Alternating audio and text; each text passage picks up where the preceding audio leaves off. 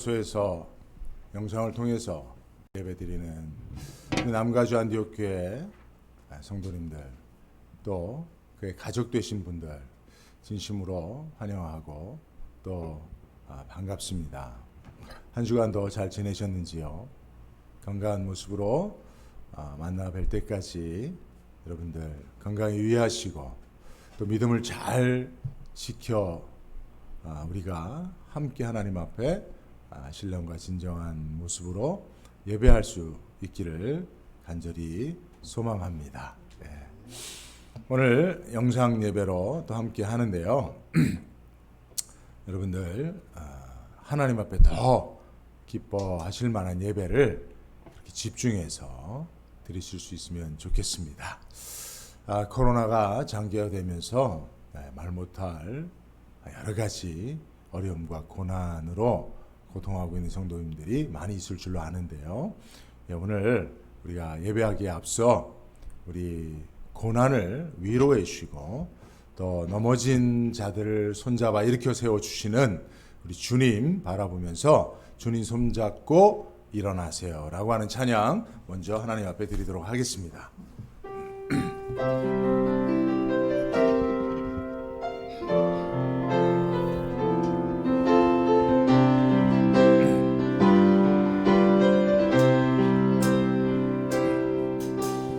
왜 나만 겪는 고난이냐고 불평하지 마세요. 고난의 뒤편에 있는 주님이 주실 축복 미리 보면서 감사하세요. 너무 견디기 힘든 이 순간에도 주님이 일하고 계시잖아요. 남들은 지쳐 앉아 있을지라도 당신만은 일어서세요. 힘을 내세요. 힘을 내세요. 주님이 손잡고 계시잖아요. 주님이 나와 함께함을 믿는다면 어떤 역경도 이길 수 있잖아요. 기절합니다. 왜 이런 슬픔 찾아왔는지 원망하지 마세요. 당신이 잃은 것보다 주님께 받은 은혜 더욱 많은 은혜 감사하세요. 너무 견디기 힘든 지금 이 순간에도 주님이 일하고 계시잖아요. 남들은 지쳐 앉아 있을지라도 당신만은 일어서세요. 힘을 내세요. 힘을 내세요. 주님이 손잡고 계시잖아요. 주님이 나와 함께함을 믿는다면 어떤 고난도 견딜 수 있잖아요. 힘을 내세요.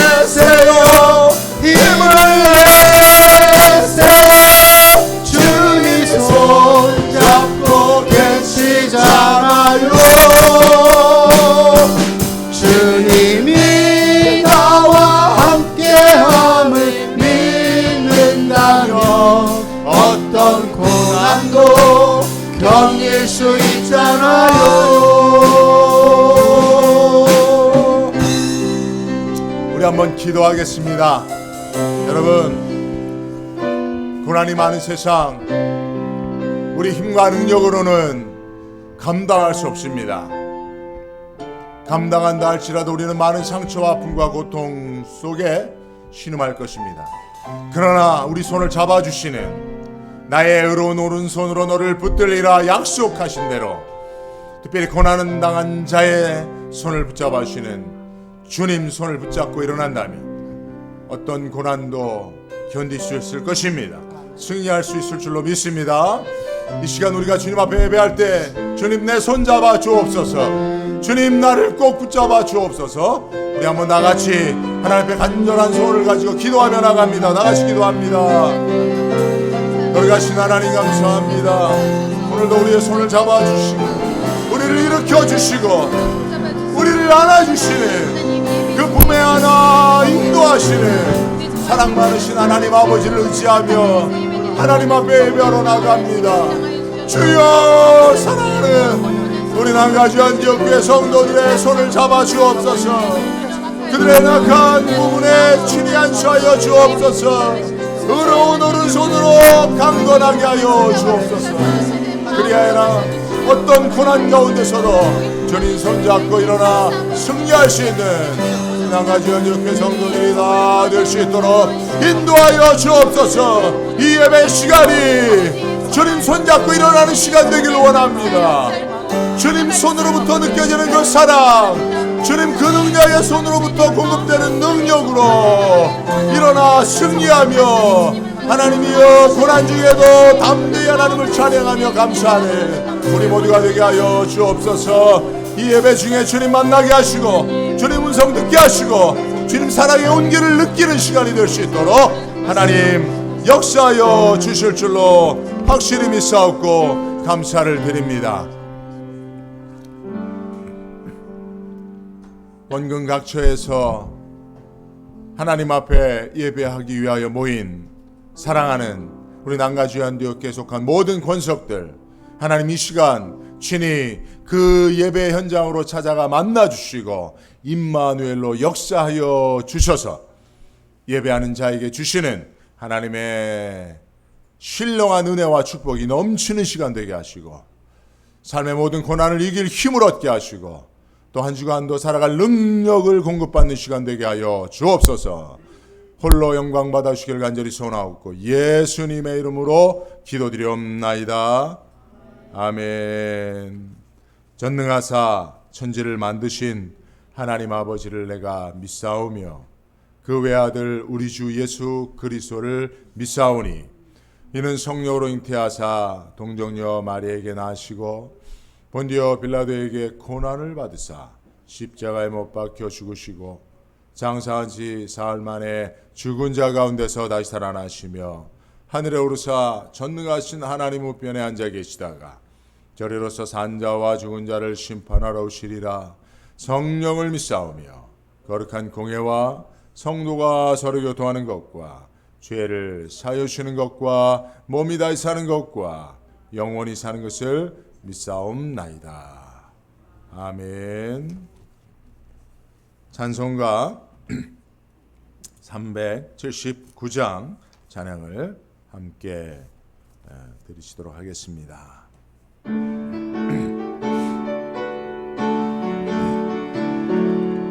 주의 말씀 듣고서 준행하는 자는 반석 위에 터닫고 집을 지은 같아 비가 오고 물나며 바람 부딪혀도 반석 위에 세운 집 넘어지지 않네. 잘 짓고 잘 지세 우리 집 잘 지세 만세 반석 위에다 우리 집 잘 지세. 주의 말씀 듣고서 행치 않는 자는 모래 위에 터닫고 집을 지은 같아 비가 오고 물나며 바람 부딪힐 때 모래 위에 위에 세운 집 그게 무너지네. 잘 짓고 잘 짓세 우리 집 잘 짓세. 만세 반석 위에다 우리 집 잘 짓세. 세상 모든 사람들 집을 짓는 자니 반석 위가 아니면 모래 위에 짓네. 우리 구주 오셔서 지은 상을 줄 때 세운 공로 따라서 영영상 벌 주리. 잘 짓고 잘 짓세 우리 집 잘 짓세. 만세 반석 위에다 우리 집 잘 짓세. 아멘. 우리 한번 기도하겠습니다. 우리가 함께 통성으로 기도하겠는데요. 사실 현장 예배에 우리 장로님들 나와서 또 예배 이렇게 준비해 주시고 또 함께 참여하고 계십니다만은 우리가 또 주정부 행정명령에 순종하는 마음으로 이렇게 대표 기도로는 하지 않고요. 우리가 함께 합심해서 기도하는 시간을 갖도록 하겠습니다. 특별히 우리 미국이 세계적인 코로나19 팬데믹 상황에서 가장 지금 심각한 상황으로 그렇게 통계 결과가 나와 있습니다. 미국만 500만 명이 넘는 확진자가 발생을 했고요. 16만 명 이상이 사망했다고 합니다. 이것은 세계 1차 대전보다도 또 월남전보다도 훨씬 더 많은 그런 사람이 사망에 이르게 된 결과인데요. 그래서 많은 우리 미국에 사는 분들이 우려하고 있습니다. 이것이 누그러질 기미가 보이지 않고 있습니다. 그래서 저도 저기 걱정이 많이 되는데요. 특별히 이제 우리 성도님들의 건강이 좀 걱정이 되고요. 또 성도님들의 그 경제생활, 사업장 이런 것들도 상당히 좀 어려움을 겪는 분들이 많이 있을 줄로 압니다. 사실 어려움을 굳이 이렇게 나누지 않고 혼자 감내하고 사시는 분들이 많기 때문에 일일이 다 알 수는 없겠습니다만은 그래도 사실 주변에 분들 보면 다들 어려워하시더라고요. 그래서 우리 성도님들도 예외가 아닐 줄로 압니다. 또 성도님들에게 속한 우리 가문에 속한 우리 가족들도 함께 어려움을 당하고 있을 줄로 아는데요. 여러분들 이 어려움 속에서 우리가 다시 한번 믿음으로 승리할 수 있는 그런 신앙적 체험이 있을 수 있으면 좋겠다 생각을 하고요. 속히 코로나가 종식되어지고 무엇보다도 코로나를 통해서 우리에게 말씀하신 하나님의 음성을 우리가 잘 분별하고 또 그 뜻에 순종함으로 코로나가 끝났으면 하는 바람이 있습니다. 그래서 여러분 우리 미국의 상황을 위해서 기도해 주시고 또 미국 교회들 특별히 우리 한인교회 우리 또 남가주 안디옥교회에 속한 성도님들의 가정과 사업장과 또 자녀들을 위해서 이 시간 우리 한번 특별히 함께 동성으로 기도하는 시간을 갖도록 하겠습니다. 다 같이 기도합니다.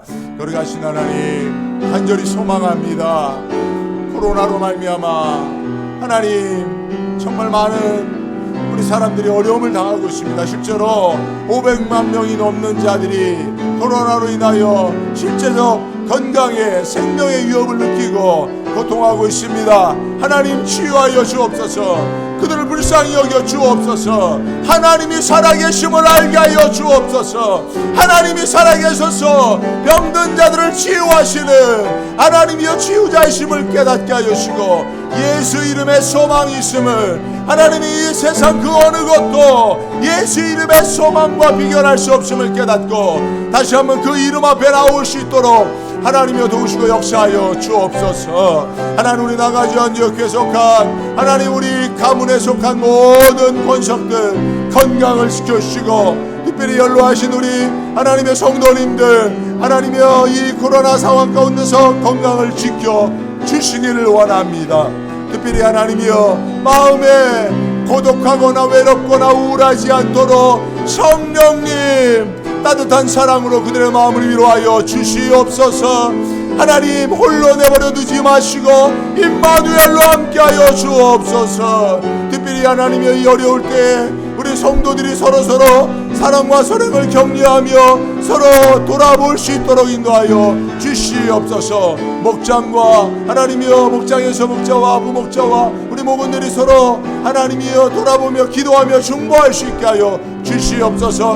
특별히 하나님 우리 성도들에게 속한 사업장을 축복하여 주시고 그들의 경제생활을 축복하여 주시고 하나님이 그들의 직업과 그들의 하나님이여 모든 필요를 주님께서 안보하여 주시고 지켜주셔서 하나님이여 끝까지 잘 믿음으로 견디며 하나님 손 붙잡고 일어날 수 있도록 인도하여 주시옵소서. 하나님 그들의 가문이 하나님 믿음의 가문으로 다시 한번 눈늘이 세워지며 하나님의 고난 중에 주님 손잡고 일어나는 신앙의 놀라운 체험이 우리 가운데 있을 수 있도록 하나님이여 도와 주시옵소서. 무엇보다도 하나님 앞에 하나님이여 가정에서 개인의 예배, 가족의 예배, 가정 예배가 하나님 영광 받으시는 예배로 드려질 수 있도록 하나님 도와주시고 이번 기회에 하나님 가족들이 믿음 안에서 하나 되어지게 하여 주시옵소서. 하나님을 참으로 믿고 신앙하는 우리의 신앙의 모습들이 하나님이여 내면의 신앙으로 성숙되게 하시고 이번 기회에 더욱더 하나님과 깊은 영적인 교제가 이루어질 수 있도록 하나님 이 상황을 우리가 믿음으로 잘 선용할 수 있도록 영적인 지혜로 덧입혀 주옵소서. 오늘도 예배 중에 친히 말씀하시고 하나님의 뜻을 그 말씀 가운데 분별할 수 있도록 우리의 영의 눈을 뜨게 하시고 귀를 열어 듣게 하여 주시기를 간절히 소원하옵고 예수님의 이름으로 기도드리옵나이다. 아멘. 예, 잠시 교회 소식 알려드리도록 하겠습니다. 여러분들 저희가 주보를 발송해 드리고 있고요. 또 주보에 이렇게 함께 부를 찬양 한 곡을 이렇게 악보를 저희가 보내드리고 있는데요. 혹시 받아보지 못하신 분들 있으면 교회로 연락 주시고 교회 주보에 제 전화번호가 있습니다. 여러분 언제라도 전화를 주시고요. 혹시 제가 전화를 못 받으면 반드시 리턴콜을 할 테니까 전화 주시거나 문자를 남겨주시면 저희가 여러분들의 필요를 잘 돕고 섬기도록 그렇게 하겠습니다. 당분간은 이렇게 우리가 현장 예배가 아직 속개되지 못하는 가운데 있습니다. 아마 이런 기간이 조금은 더 지속되지 않겠나 생각을 하는데요. 여러분들 그럴 때일수록 여러분 예배자로서 하나님 앞에 신령과 진정한 예배를 꼭 드리실 수 있길 바라고요. 특별히 여러분 주변에 많은 교회들이 어려움을 당하고 있습니다. 큰 교회는 큰 교회대로 많은 어려움이 있고요. 그리고 작은 교회들은 뭐 더 큰 어려움이 있습니다. 재정적으로 너무 큰 어려움이 많고 그래서 교회가 존속될 수 있는가에 대한 문제들로 고민하는 교회들이 많습니다. 여러분들 교회를 위해서 여러분들 특별히 중보하며 기도해 주시고 우리 난가주 안디옥 교회가 이번 어려움의 기간들을 잘 통과해서 더욱 든든히 세워질 수 있도록 그렇게 여러분들 기도의 힘을 모아주시기를 부탁을 드립니다. 여러분 그 유튜브로 이 시간 생중계되고 있습니다. 또 녹화 중계도 영상도 있습니다. 여러분들 주변에 혹시 잘 못하시는 분들 있으면 우리 목장별로 좀 권면하셔서 보실 수 있도록 그렇게 좀 도와주시면 좋겠고요. 또 우리 목장별로 이렇게 또 헌금도 이렇게 모아서 보내주시곤 합니다. 여러분들 그래서 이번 기회에 우리 성도님들이 조금 더 끈끈한 교제 또 목장별로 더 하나 되어지는 그런 교제들이 있으면 좋겠다라는 생각을 하게 됩니다. 8월 달까지 이사야서 말씀을 계속 묵상하고 있습니다. 여러분들 성경을 특별히 읽으실 때 이사야서 말씀을 많이 읽어주시면 감사하겠습니다. 예, 이상으로 잠시 교회 소식 전했고요. 오늘 우리가 함께 은혜 받을 말씀 찾아 읽도록 하겠습니다.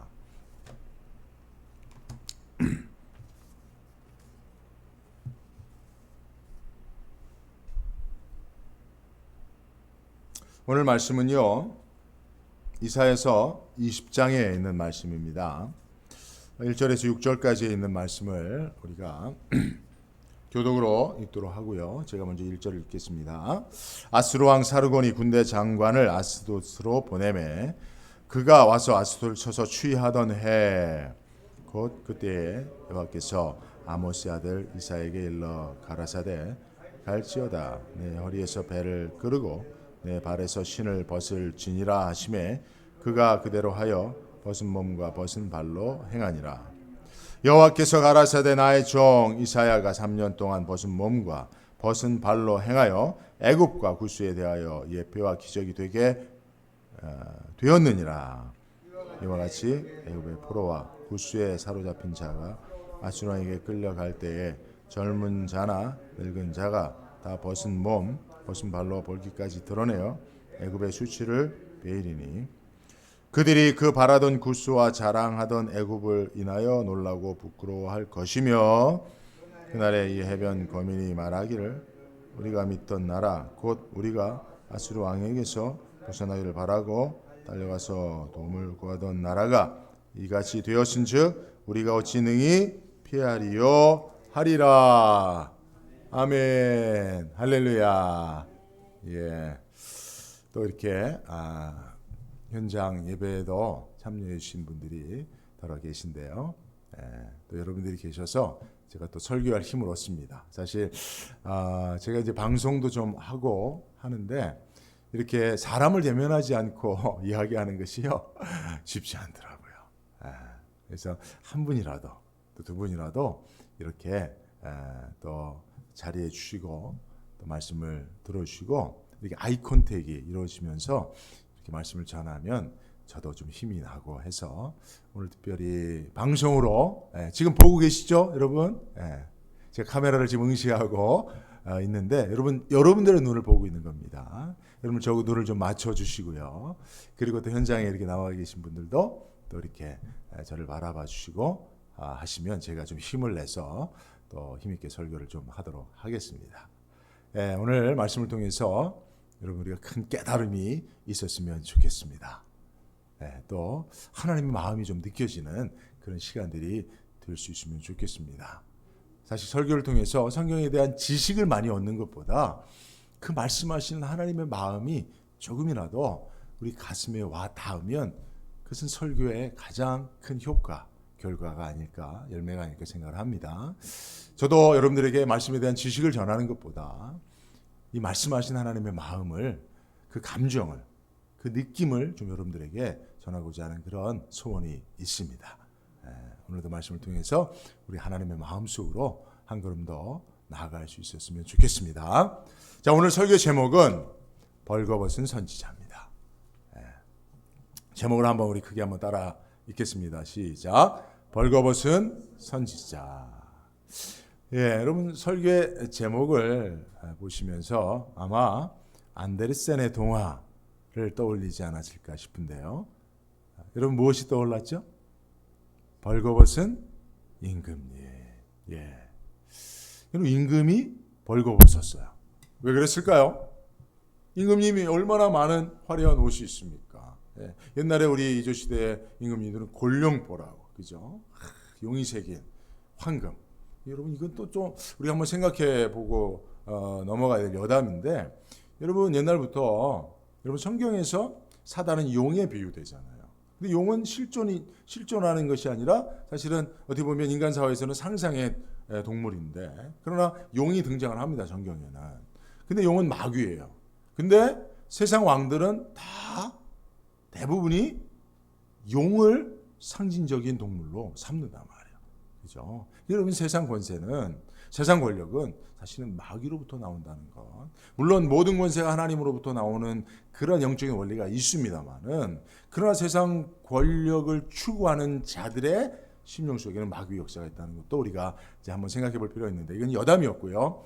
여러분 임금이 벌거벗은 이유는 뭡니까? 사실은 사기꾼들에게 속아서 그런 거죠. 그러나 실제로는 임금의 그 허영과, 그럼 안데르센 동화에 나오는 그 임금의 허영과 또 무능력과 또 무지가 그를 이제 벌거벗게 한 것이죠. 그죠? 자, 그러면 하나님의 말씀을 전하는 선지자, 오늘은 이사야입니다. 이사야가 왜 벌거벗었을까요? 이사야, 하나님의 말씀을 전하는, 그죠? 선지자가 벌거벗었단 말이에요. 맨발이었단 말이에요. 그죠? 네. 오늘 말씀을 통해서 한번 선지자가 벌거벗은 이유가 무엇인가라고 하는 것에 대해서 한번 생각해 보고자 하는데, 여러분 궁금하시죠? 네, 말씀을 듣는 첫 번째 중요한 태도는 궁금해하는 거예요. 말씀을 이렇게 호기심을 가지고, 영적 호기심을 가지고 말씀을 듣는 건데, 여러분 이 궁금증을 가지고 말씀을 한번 잘 들어보시길 바랍니다. 자, 오늘 본문에는 역사적 배경이 있어요. 자, 1절이 그 배경을 설명해 주는데요. 1절 다시 한번 크게 다시 한번 읽습니다. 시작. 아수르 왕 사르곤이 군대 장관을 아스돗으로부터 보내매 그가 와서 아스돗을 쳐서 취하던 해라고 어떤 해를 명시하고 있어요. 이 해는 BC 714년에서 711년 정도의 시기입니다. 여기에 아수르 왕 사르곤은 사실은 사르곤 2세예요. 살마네스 5세와 형제지간인데 함께 BC 722년에 무슨 일이 일어났습니까? 북이스라엘이 아수르 제국에 의하여 멸망한 해예요. 그때 북이스라엘을 멸망시킨 주역이 사르곤이에요. 그가 아수르 왕이 됩니다. 그래서 사르곤 2세인데 사르곤 2세가 군대 장관을 어디다 보내요? 아스도롯으로 보냅니다. 아스돗은 블레셋의 대표적인 5개 도시 중에 하나예요. 뭐 가사, 가드, 에스글론, 에그론과 아스돗. 이것이 블레셋을 대표하는 그런 도시입니다. 수도라고 할 수 있죠. 그러니까 아스돗은 블레셋에 보냈다는 거예요. 군대 장관을 보내서 아스돗을 쳐서 취했습니다. 그러니까 블레셋이 아수르의 침략을 받고 멸망했어요. 패해버렸습니다. 네, 그죠? 그 왜 이런 일이 있었느냐? 근데 사실은 저 때가 몇 년경이라고요? 714년에서 711년경인데 바로 그 직전인 715년에 팔레스타인, 가나안 지역이죠. 그 지역에 매우 중요한 정치적인 변화가 일어났습니다. 어떤 변화냐면 먼저는 그 애굽의 정치 세력이 교체가 됐어요. 애굽은 그 정치 그 역사를 왕조로 표현합니다. 그래서 1왕조부터 2왕조, 3왕조 쭉 가는데요. 715년에 25왕조가 등장을 합니다. 애굽에. 근데 25왕조는 좀 특별한 왕조예요. 구스가 어딘지 아시죠, 여러분? 애굽 밑에 구스, 에티오피아입니다, 오늘. 이 에티오피아의 그러니까 구스라고 하는데 당시 구스의 사바카 왕이라고 하는 강력한 군주가 구스를 통치하던 시기에 21왕조부터 애굽은 쇠락의 길을 걸어요. 그래서 24왕조 때 가장 약화됩니다. 그때 바로 인근에 있었던 구스가 늘 애굽의 통치를 받고 지배를 받던 구스가 사바카 왕의 절대 그 군주의 힘에 의해서 애굽을 점령해 버립니다. 그래서 애굽의 구스 왕조를 세워요. 그게 애굽의 25왕조예요. 이게 BC 715년에 일어난 일입니다. 사실은 애굽은 다시 고대 근동 지방, 팔레스타인 지방에 가장 강력한 영향력을 미치는 대국이거든요. 그리고 이제 남유다가 남아있지 않습니까? 그죠? 북이스라엘은 722년에 아수르에 멸망하고 사마리 지역까지 아수르의 이제 지배를 받는 그런 위성 국가가 되어버리거든요. 그죠? 속국이 되어버립니다. 근데 남유다는 여전히 하나님께서 지켜주세요. 근데 남유다에 715년에 새로운 왕이 등극을 합니다. 누구죠? 히스기야. 우리 잘 아는 히스기야 잘 알죠? 그 이전에 아하스가 이제 히스기야 왕의 아버지인데 아하스는 친 아수르 정책을 펴던 아하스 왕이 죽고 그 아들이 이제 히스기야가 새로운 왕으로 등극을 합니다. 물론 그 아버지가 죽기 728년부터는 한 13년 정도는 아들과 함께 통치를 합니다. 아하스 왕이 오래 통치를 하거든요. 근데 어쨌든 아버지가 죽고 홀로 이제 남유다의 왕이 되어지는 그 히스기야 왕이 되어지는 해가 715년이에요. 그 715년경에 애굽의 새로운 정치 세력이 20왕조가 생겼고요. 남유다도 새로운 왕이 등극을 했습니다. 그때쯤에 이 블레셋이 힘을 좀 얻어서 블레셋의 왕들이 반아수르 정책을 펴기 시작합니다.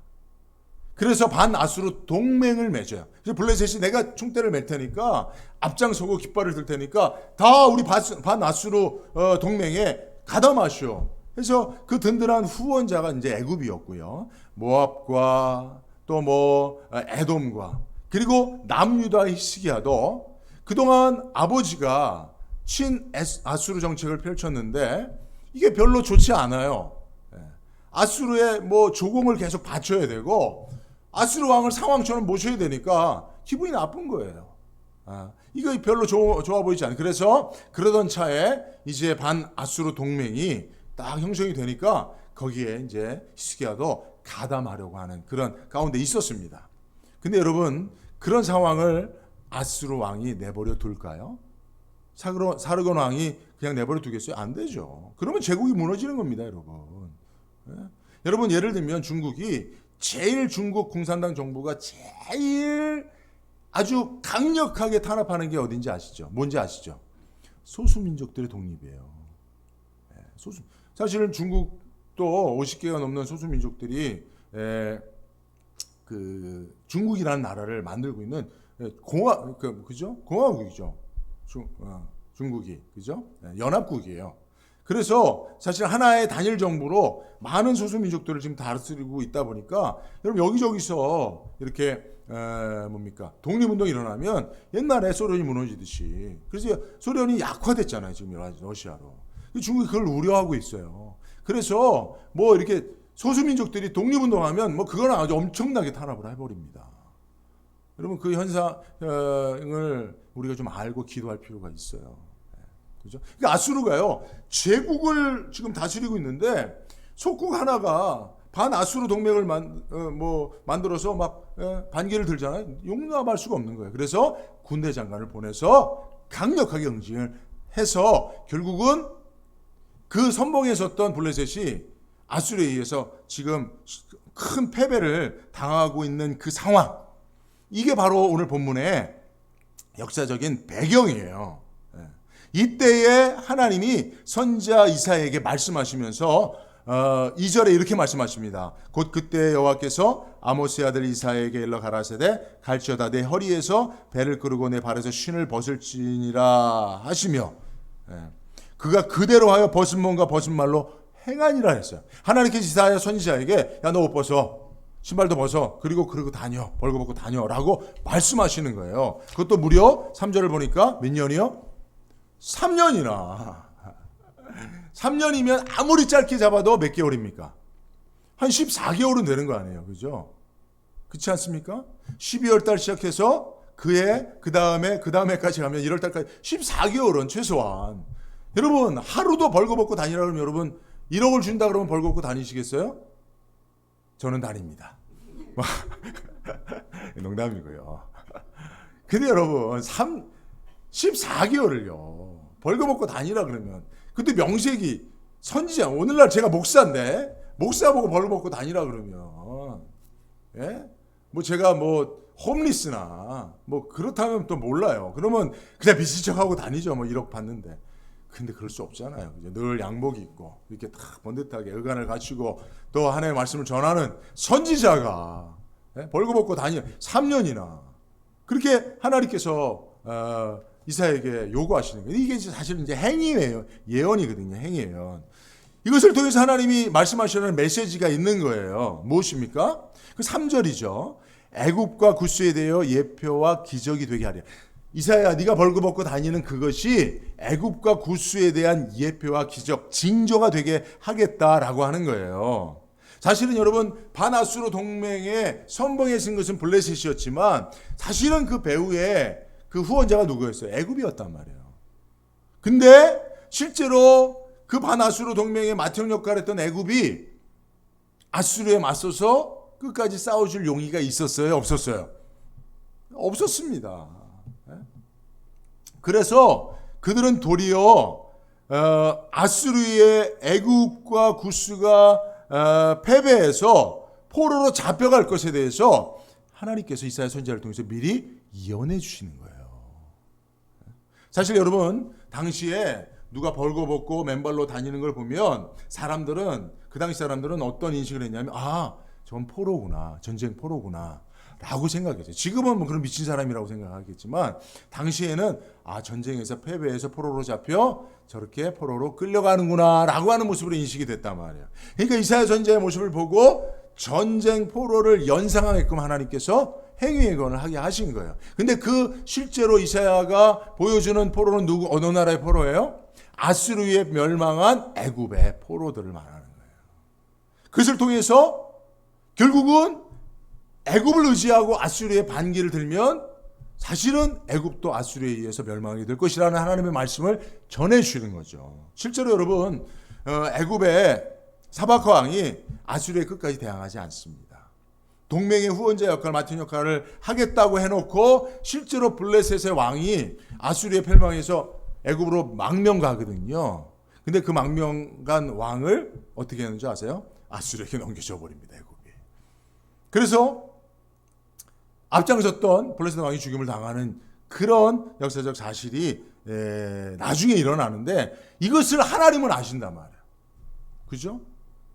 시간 위에 계시고 시간을 초월하여 역사하시는 영원하신 하나님은 이 사실을 다 아시는 거예요. 근데 그것을 까맣게 모르는 하나님의 백성 남유다 히스기야 왕을 비롯한 이스라엘 백성들이 애굽을 의지하고 반아수르 동맹에 참여하는 그런 가운데 있으니 너무나 하나님께서 안타까우신 것이죠. 그래서 선지자를 통해서 그 사실을 예언적으로 말씀해 주시는 겁니다. 자, 그런데 이제 여기서 우리가 중요한 것은 왜 선지자를 굳이 벌거벗기시면서까지 이런 방식으로, 이런 극단적인 방식으로 하나님께서 말씀하시냐는 겁니다. 왜 그러실까요? 이게 이제 우리가 오늘 중요하게 생각해야 될 그런 매우 중요한 교훈인데요. 두 가지 이유가 있어요. 첫째는 듣지 않음으로 보여주신 것입니다. 듣지 않음으로 보여주신 거예요. 여러분, 당시에 선지자들이 하나님의 메시지, 신탁을 받고 그 신탁을 전해야 될 대상자들에게 하나님이 주신 메시지를 전하는 방식이 뭐가 있죠? 여러분, 당시에? 지금처럼 뭐 카톡으로 다 보낼 수 있습니까? 그럴 수 없죠. 그죠? 뭐 영상을 띄워서 광고할 수도 없죠. 그죠? 유일한 방법은 글을 써서 보내거나 말로 직접 전하는 거예요. 근데 여러분 뭐 당시에 뭐 종이가 많습니까? 뭐 볼펜을 어디든지 그렇지 않잖아요. 그죠? 파피루스에다가 이 촉으로 이렇게 막 새기는 거니까. 그렇다고 해서 그거를 많은 사람들이 돌려볼 수 없어요. 그래서 어떻게 보면 선지자가 하나님의 말씀을 전하는 유일한 방식은 말로 선포하는 거예요. 그죠? 근데 여러분 여기서 만약에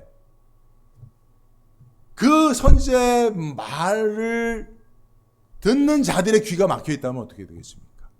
그들이 듣지 않으려고 한다면 어떻게 되겠습니까? 그러면 실제로 선지자의 선포는 효과적으로 전달될 수가 없는 것이겠죠. 그때 하나님께 사용하시는 방법이 바로 행위 예언인 거예요. 선지자의 말을 듣지 않으므로 선지자의 모습과 삶을 통하여 하나님의 메시지를 보여주는 방식. 듣지 않으니까 보여주는 방식으로 하나님께서 선지자들에게 행위 예언을 요구하세요. 뭐 예를 들면 예레미야에게 너는 초상집에 가지 말며 초상집에서 울지도 마라. 슬퍼하지 말라는 거예요. 여러분 우리 주변에는 늘 초상이 있잖아요. 그러면 함께 슬퍼하는 게 그죠? 옛날에도 우리가 초상집에 가면 곡을 합니다. 함께 아이고 아이고. 제가 어렸을 때 아버님 쫓아서 장례식장에 갔는데 아버님이 갑자기 저오고 막 농도나 뭐 아빠하고 이렇게 친했던 분이고 막 그런데 아유 이렇게 돌아가셨다고 야 너 가면 이제 거기 문상하고 맛있는 거 많아. 맛있는 거 많이 먹어야 돼. 너 고기 많이 먹어라 막 이러고 가시더니 저하고 같이 문상집에 들어가더니 갑자기 엎드려서 아이고 연기를 하시더라고요. 그래서 제가 깜짝 방금 전까지 나한테 맛있는 거 먹어야 된다 그러시던 아버님이 갑자기 들어가자마자 아이고 하고 막 그냥 곡을 하시더라고요. 그런데 또 상주가 함께 또 아이고 곡을 하시는 거예요. 이게 사실 예의거든요. 그죠? 예. 죽은 자 앞에서 슬픔 당한 유가족들을 위로하는 방식이 함께 울어주는 거예요. 근데 하나님이 선지자한테 매정하게 너 울지 마. 초상집에 가지도 말고 또 유가족들 만나도 울지도 마. 라고 말씀하시는. 왜 그럴까요? 이게 행위 예언입니다. 그것은 이스라엘이 전쟁에 패배해서 수많은 사람이 죽음을 당할 것이라고 하는 것을 선지자의 그 행위를 통해서, 그러니까 한두 사람의 죽음 가지고 슬퍼할 일이 아니라는, 국가적인 재난으로 수많은 사람들이 죽음을 당할 것이라고 하는 것을 하나님이 선지자를 통해서 말씀하시지만 듣지 않으니까 선지자의 삶을 통해 보여주시는 거야. 에스겔 선지자 같은 경우는요, 삭도를 가지고 머리를 밀고 수염을 다 밀어서 이거를 막 뿌리고 막 그랬어요. 무엇을 말하는 겁니까? 이렇게 흩어질 거라는 거예요. 수치를 당할 거라는 거죠. 그죠? 그리고 뭐 에스겔 선지자 같은 경우는 뭐 모로 누워서 막 그냥 일어나지 말고 누워서 390일 동안을 보내게 했습니다. 이 모든 것들이 다 하나님께서 선지자의 말을 듣지 않는 세대에게 행위 예언을 통해서 선지자의 삶과 모습을 통해서 하나님의 메시지를 보여주신 겁니다. 그죠?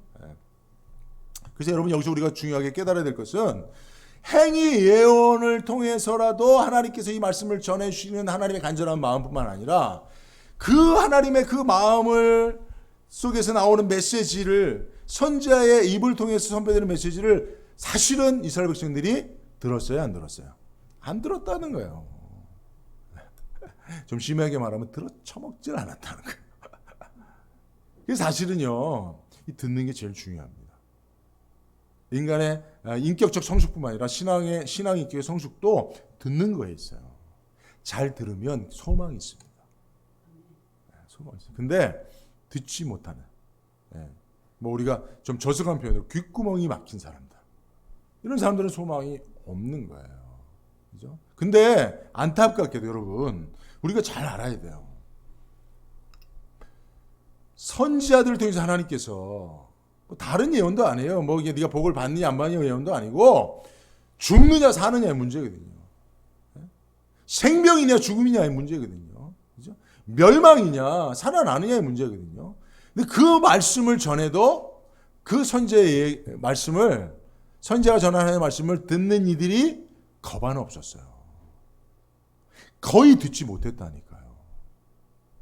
사람들이 듣는 사람들이 있었다면 굳이 선지자가, 여러분 이사야가 애굽과 구스에 대해서, 아수르에 대해서 좋게 말로 하나님의 말씀을 선포했을 때 듣는 사람이 있었으면 하나님이 굳이 선지자 옷을 벗기셨겠어요? 아무도 듣지 않으니까. 그렇게 외쳐도 듣는 이가 없으니까 이사야 미안하지만 네가 옷을 벗어야 되겠다. 듣지 않으니 보여주기라도 해야겠다. 라고 그렇게 하신 거예요. 그죠? 그러니까 여러분, 예레미야서 44장 16절에 보면 우리는 당신이 여호와의 이름으로 하는 말을 듣지 않겠소라고, 사실은 선지자들이 듣는 말을 듣지 않겠다라고 결단하고 듣지 않는 자들이 많이 있었단 말입니다. 그래서 여러분, 왜 그럴까 우리가 생각해야 됩니다. 왜 사람들이 하나님의 말씀을 듣지 못할까? 예수님 시대에도 예수님이 가장 많이 호소했던 게 뭐예요? 들을 게 있는 자들아 들을지어다. 그게 무슨 말이에요? 예수님의 말씀조차도, 하나님이신 예수님이 이 땅에 오셔서 전하는 말씀조차도 사람들은 들으려 하지 않았다는 거예요. 여러분, 죄성을 가진 자들의 가장 큰 본성에서 나오는 특징은 듣지 못한다는 거예요. 사람은 사람의 말을 들으려고 하지 않습니다. 특별히 내가 고쳐야 되고 반드시 변화되어야 될 그 이야기는 절대로 들으려고 하지 않습니다. 여러분, 제가 아이들한테 아빠가 맛있는 거 사줄게, 아빠가 옷 사줄게, 아빠가 용돈 줄게, 그럼 아이들이 잘 들어요. 근데 얘들아, 화장실 들어갔다 나올 때는 정리를 하고 머리 감으면 꼭 머리카락 다 해서 물 튄 거 있으면 닦고 나와야 되고, 또 변을 봤으면 그 다음 사람이 보기에 불쾌하지 않도록 다 솔질하고 나와야 된다라고 말하면 안 들어요. 일단 애들 표정이 싹 안 좋아져요. 우리 애들을 좀 너무 비하하는 것 같아서 죄송한데, 그 다음에 가보면 제가 한 대로 안 돼 있습니다. 저는 화장실 들어가서 제일 먼저 하는 일이 바닥에 있는 머리카락을 모아서 쓰레기통에 버리는 일이에요. 그리고 변기 닦는 일을 제가 합니다. 왜요? 누군가가 제가 하는 일을 하지 않으니까 제가 하는 거 아니겠습니까? 우리 집에 사시는 우리 가족 여러분. 근데 제가 이 말을 했겠어요? 안 했겠어요? 수십 차례 했지요. 근데 이런 말 안 듣는다니까요. 근데 이런 거는 사실 제가 하면 돼요. 어려운 일 아니잖아요. 그죠? 아니, 뭘 다 닦으면 되죠. 뭐 그 큰 수고도 아니니까. 안 들어도 상관없어요. 근데 여러분, 민족의 운명, 국가의 운명이 다른 문제, 죽느냐 사느냐의 문제, 우리 인생의 중요한 갈림길에서 선택의 문제. 근데 이런 말도 안 듣는다니까요, 우리가. 이런 말도 안 듣는단 말이에요. 여러분 지금 제 설교를 듣고 있지만 정말 이 설교를 여러분들이 듣고 있는지를 여러분들이 생각해 보셔야 합니다. 제 자신도 마찬가지고요. 여러분들에게 하는 말이 아니죠. 우리 모두 이야기입니다. 성경을 통해서 제가 깨닫는 것은 어떻게 이렇게 듣지 않을 수 있는가? 어떻게 선지자의 말을 하나도 듣는 이가 없는가? 어떻게 보면요, 여러분, 성경에 나오는 참 선지자와 거짓 선지자들이 많았어요. 근데 그 당시 그 상황 속에서 진짜 선지자는 어떤 선지자였냐면 사람들이 그 말을 하나도 들어주지 않는 자가 진짜 하나님의 선지자였다니까요. 인기 있고 사람들이 그 말을 잘 듣는 선지자는 대부분 가짜 선지자였어요. 그리고 그 말을 하나도 듣지 않는 이가 있었으니 그가 진짜 하나님의 선지자였다니까요. 너무나 안타까운 일 아닙니까?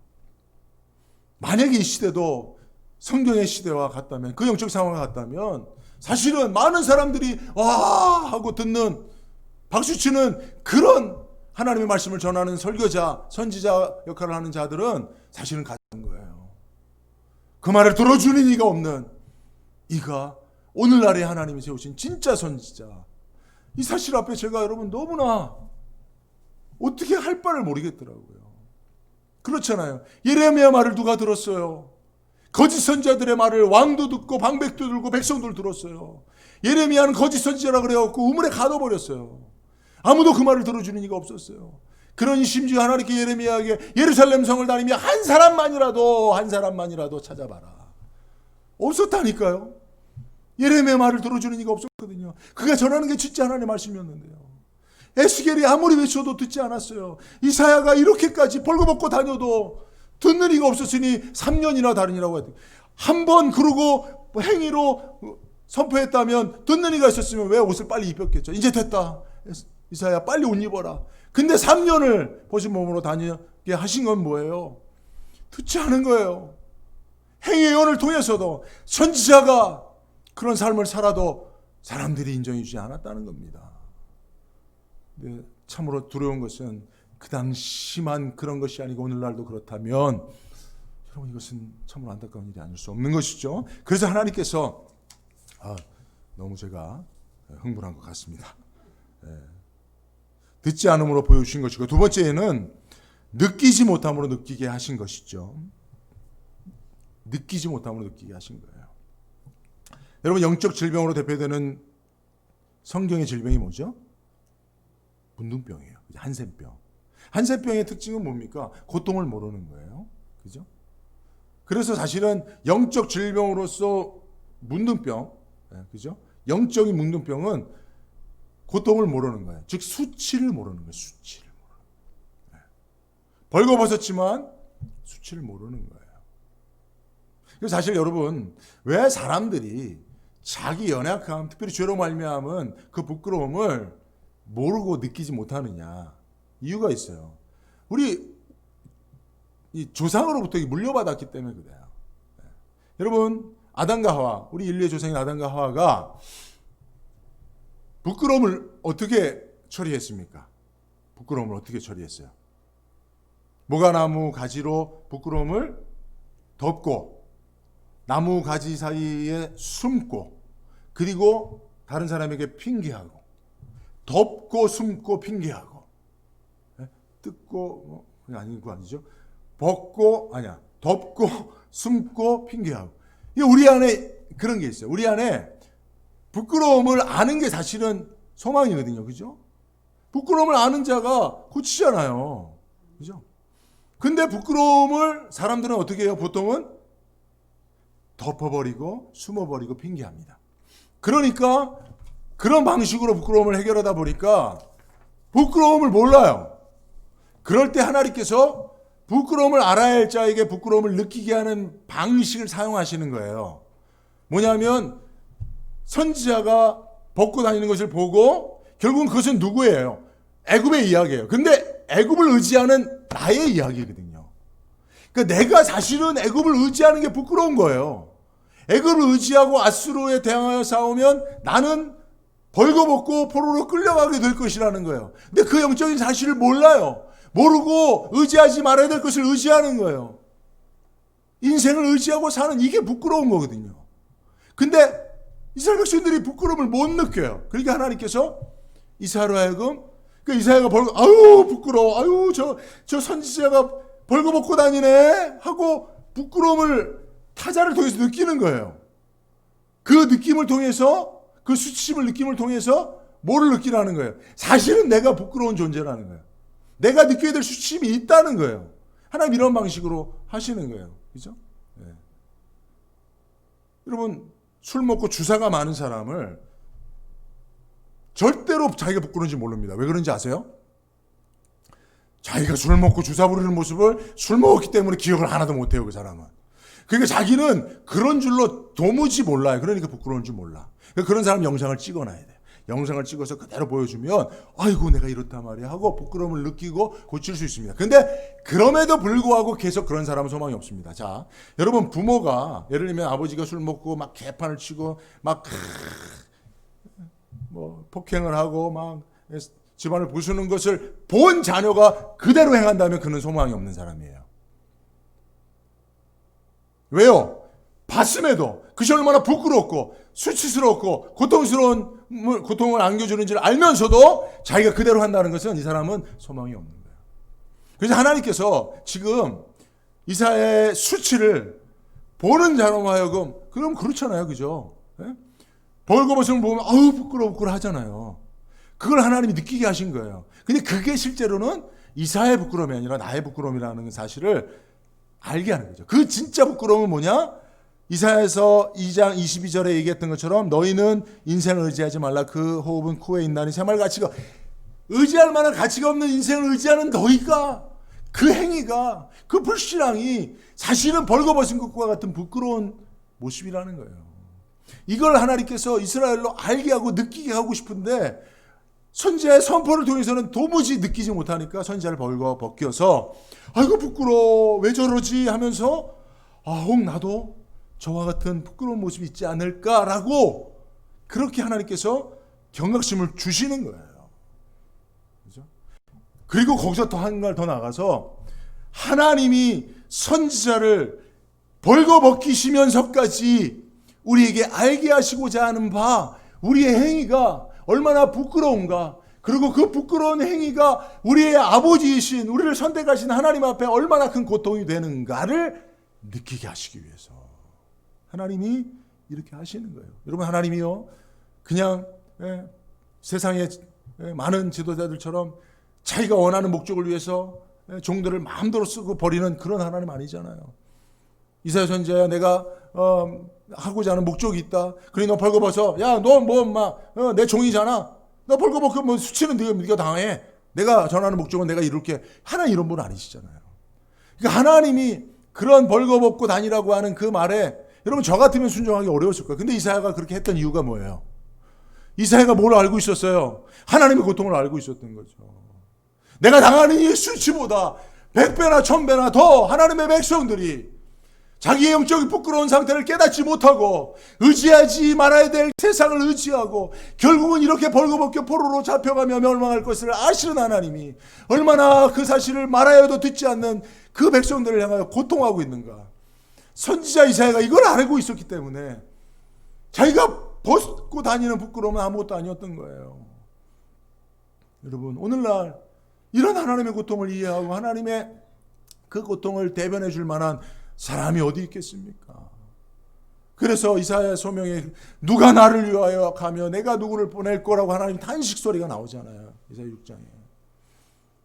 그것은 하나님의 고통을 아는 이가 없었다는 것이죠. 그죠? 예, 그래서 하나님은 그 부끄러움을 도무지 느끼지 못하는 자들에게 이사야 선지자, 사랑하는 나의 종, 3절에 보면 여호와께서 가라사대 나의 종 이사. 사실은 선지자를 나의 종이라고 칭하는 것은 상당히 이례적인 일입니다. 하나님이 특별히 종을 벗겨야 되니까, 이사야를 벗겨버려야 되니까 나의 종이라고 불러주시는 거예요. 이례적으로. 안타깝지만 그 마음을 우리가 알아야 됩니다. 그러나 그럼에도 그렇게 하셔야만 하는 하나님의 고통, 그걸 우리가 느끼도록 하나님께서 이렇게 하신 거죠. 그러니까 여러분, 우리가 말씀을 들을 때 하나님의 마음을 느낄 수 있어야 됩니다. 하나님이 지금 기뻐하시면 기쁨을 느끼고, 이 세상을 보고 나를 보고 고통하신다면 그 고통을 느낄 수 있어야 돼요. 그죠? 네. 하나님들 설교를 듣는 우리에게 하시는 말씀 있잖아요. 네 맘만 있냐? 내 맘도 있다. 하나님들 하시는 말이 그거 같아요. 네 맘만 있냐? 우리는 왜 내 맘만 얘기하죠? 하나님, 나는 이렇게 힘들어요. 난 저렇게 힘들어요. 나는 이렇게 고통스러워요. 나는 이렇게 상처받아서, 이 얘기만 하지 하나님 마음은 하나도 알아주니까. 네 맘만 있냐? 내 맘도 있다. 오늘 하나님 그 말씀하신 것 같아요. 자, 말씀을 맺도록 하겠습니다. 여러분, 그 김우연이라고 하는 분을 아십니까? 감독인데 PD예요. KBS PD였어요.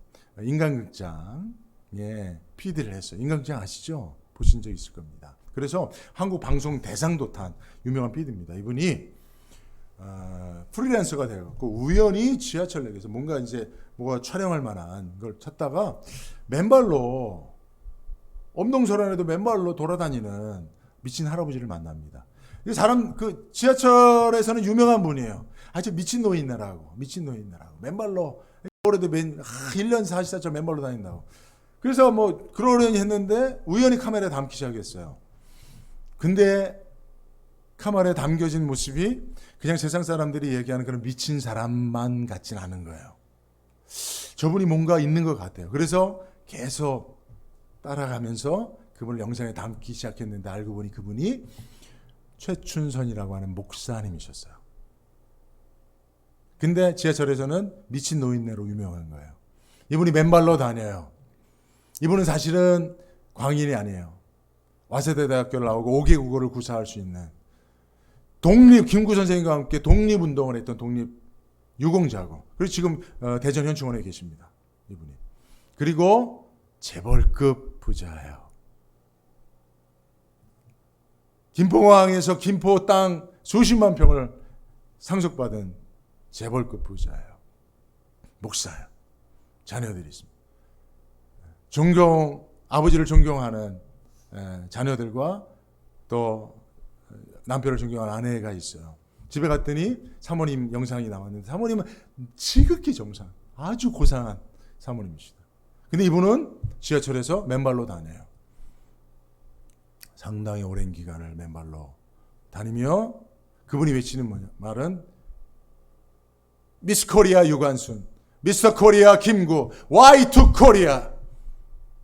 예수 믿고 천국 가십시오. 복음을 전하는 거예요. 이분이 왜 맨발로 다니냐고 나중에 이제 집에도 찾아가 이 김우현 감독의 영상을 좀 담고 싶어 찾아갔더니 통일되기 전까지는 자기는 맨발로 다니겠다고. 그렇게 하나님 앞에 서원하고 맨발의 전도자가 된 거예요. 이분이 말하는 것은 Y2 코리아, 왜 한국이 분단이 됐냐는 거예요. 그러면서 사람들에게 당신이 유관순이요, 당신이 김구요, 당신이 진정 이 나라의 독립, 그분이 말하는 진정한 독립은 통일인 거죠. 분단된 조국이 통일되는 왜 그분이 그런, 사실은 자기 재산을 다 나눠주고 얼마든지 훌륭한 목회자로서 존경받은 목회자로 할 수 있었지만 맨발의 전도자가 돼서 수십 년을 그렇게 미친 노인의 취급을 당하고 살았을까요? 근데 참 제가 이분 이야기를 잘 안 하려고 하는 건, 이분 이야기만 하면 제가 이제 너무 울컥하고 눈물이 나갖고 좀 부끄러워서 잘 안 하려고 하는데, 이분이 2001년도 7월 달 모습이 마지막 장면에 이분이 가면, 그러니까 이분을 그냥 인터뷰를 안 하려고 그래. 근데 이분이 계속 쫓아다니면서 찍는데 마지막 장면인데, 그게 이제 수원행 그 지하철을 타고 가시는. 근데 알고 봤더니 나중에 그 지하철에서 돌아가셨다 그러더라고요. 수원행 지하철에서 전도하시거든요. 근데 나중에 발견됐는데 그 지하철에 이렇게 앉은 채로 돌아가셨다 그러더라고요. 근데 하나님이 기적같이 이분을 이 김우현 감독의 카메라에 담게 하신 거예요. 제가 참 안타까운 거는, 저도 지하철로 학교를 다녔는데 그분이 마지막으로 탄 그게 제가 통학하는 지하철이거든요. 그분이 2001년에 돌아가셨으니까 제가 사실은 8호학번이고 2002년도에 졸업했으니까 그분을 한 번은 봤을 거예요. 근데 제 기억이 안 나요. 그건 뭐냐? 미친 노인으로 저도 취급을 했겠죠. 기억에 담을 만한 분으로 인정을 못했겠죠. 그게 너무 안타깝더라고요. 근데 하나님 하신 거죠. 하나님만. 그러니까 그분의 메시지를 아무도 듣지 않은 거죠. 저도 믿음 있는, 그때는 뭐 신학생은 아니었고 이제 대학생이, 저도 못 들었던 거죠. 근데 그분은 정말 하나님의 그 시대를 향한, 이 시대를 향한 메시지를 몸으로 전하다가 그렇게 돌아가신 거죠. 그죠? 제가 두려운 거예요. 정말 이 시대에 저도 하나님의 말씀을 전하는 선지자는 아니지만 선지자 역할을 하는 목사인데 정말 내가 하나님의 말씀을 제대로 전하고 있는가? 사람들의 듣기 좋은 말을 하고자 하진 않는가? 뭐 그런 좀 사실은 좀 두려운 마음이 있습니다만은 여러분들 많이 기도해 주시고 또 우리가 다 최소한 우리가 하나님의 말씀을 듣는 자들이 될 수 있어야 하지 않겠습니까? 정말 하나님이 전하는 메시지요. 내가 듣고자 하는 것 말고 정말 하나님이 이 시대를 향해 전하고자 하는, 특별히 코로나 상황은 정말 하나님의 큰 음성이라고 생각해요. 그죠? 이런 역사상 이런 시대가 없었잖아요. 하나님이 역사의 주관자이신데 이 시대를 방관하고 계시고 그냥 하나님께서 제3자로 계시지 않습니다. 분명히 주관하시고 이 역사 가운데 하나님 말씀하고 계시는데 제가 듣지 못한다면, 우리가 듣지 못한다면 전하는 이도 듣는 이도 없을 것이니 안타깝지 않겠습니까? 그래서 우리가 다시 한번 오늘 말씀을 통해서 벌거벗은 선지자로 행해야만 했던 이사야, 그를 벌거벗기셨던 하나님, 그리고 그 시대 사람들이 듣지 못했던 그런 영적인 상황을 오늘날 우리에게 한번 잘 적용해서 우리는 꼭 하나님의 말씀을 잘 듣는 그런 저와 여러분들이 될 수 있기를 주의 이름으로 축복합니다. 거룩하신 하나님, 오늘 벌거벗은 선지자라고 하는 제목으로 말씀을 전하고 우리가 들었습니다. 하나님이 선지자를 벌거벗기셔야만 했던 그런 영적인 안타까운 상황이 오늘날의 상황은 아닌지, 우리가 들어도 깨닫지 못하고 보아도 느끼지 못하는 자들은 아닌지 말씀을 통해 다시 한번 우리 모습을 돌아보며, 하나님, 우리는 한 가지 안디옥교회 성도님들만이라도 이 시대를 향한 하나님의 음성을 선명히 듣고 이사야 선지자처럼 삶을 통해서, 모습을 통해서 전하는 자가 될 수 있도록 부족한 종을 사용하시고 우리 성도님들을 사용하여 주옵소서. 예수님의 이름으로 기도합니다. 아멘. 예, 여러분 오늘 준비하신 예물 하나 드리는 시간인데요. 사실은 그 김우영 감독이 그 맨발의 전도자 최춘현 할아버지에 대한 영상을 찍으면서 배경음악으로 담은 찬양이에요. 오직 주의 사랑에 매여. 그래서 이 찬양을 제가 부를 때마다 그 장면들이 너무 생각이 나서 사실 좀 울컥울컥 하는데, 여러분 혹시 아시면 함께 불러주시고, 모르시면 또 이렇게 영상을 보시고 또 이렇게 배우시고, 인터넷에 들어가면 이 노래가 얼마든지 있으니까 또 한번 배워보시는 시간 가졌으면 좋겠습니다. 준비하신 예물 함께 드리며 찬양 드립니다.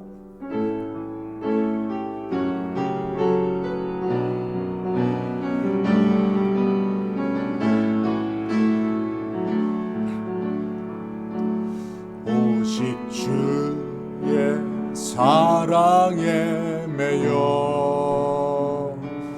내 영 기뻐 노래합니다. 이 소망의 언덕 기쁨의 땅에서 주께 사랑드립니다. 오직 주의 임재 안에 갇혀 내 영 기뻐 찬양합니다.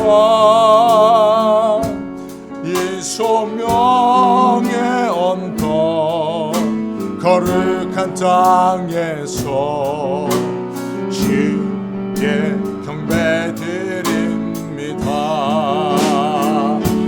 주께서 주신 모든 은혜 나는 말할 수 없네. 내 영혼 즐거이 주 따르렵니다. 주 내 삶 드립니다. 주께서 주신 모든 은혜, 주께서 주신 모든 은혜, 나는 말할 수 없네. 내 영혼 즐거이 주 따르렵니다. 주께 내 삶들입니다. 주께 내 삶들입니다. 주께 내 삶들입니다. 한 번 더 고백합니다. 주께 내 삶들입니다.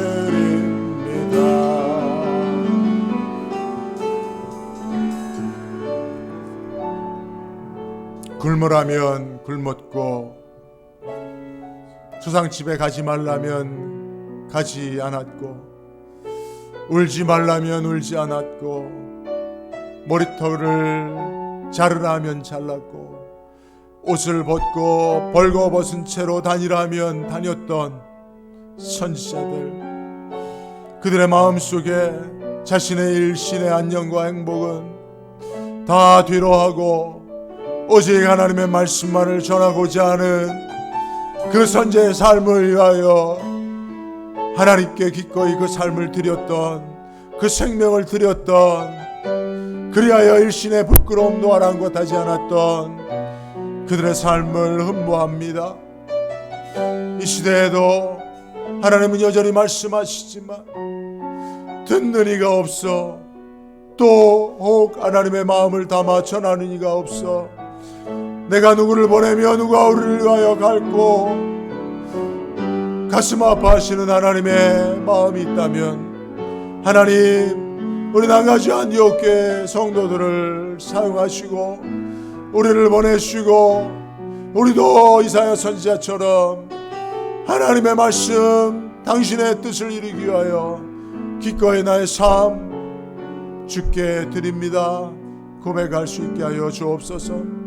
이 신앙의 고백을 담아 내게 주신 것 중에 작은 것을 구별하여 하나님 앞에 올려드릴 때 하나님 받아주시고 영광 받아주시고, 이물질이 사용되어지는 곳곳마다 하나님의 말씀이 힘있게 선포될 수 있는 은혜가 있게 하여 주시고, 또 예물 드린 자들의 삶이 하나님 뜻을 이루고자 쓰임받는 삶이 될 수 있도록 붙잡아 주시고 문제를 해결해 주시고 강건케 하여 주옵소서. 오늘도 하나님 앞에 예배하고 힘을 얻는 사랑하는 우리 성도님들 한 주간의 삶도 하나님 붙잡아 주시고 동행하여 주시고 임마누엘의 하나님을 경험하며 영광 돌리게 하여 주옵소서. 지금은 우리 주 예수 그리스도의 은혜와 하나님 아버지의 크신 사랑하심과 성령의 교통하심이 벌거벗은 선지자와 같이 하나님의 말씀을 전하기 위하여, 복음을 전하기 위하여 기꺼이 나의 삶을 아낌없이 주께 드리기를 소원하는 사랑하시는 난가주 안디옥교회 모든 성도님들 머리 위에와 그들의 가정과 자녀와 생업위에 이제로 영원토록 함께 있을지어다. 아멘.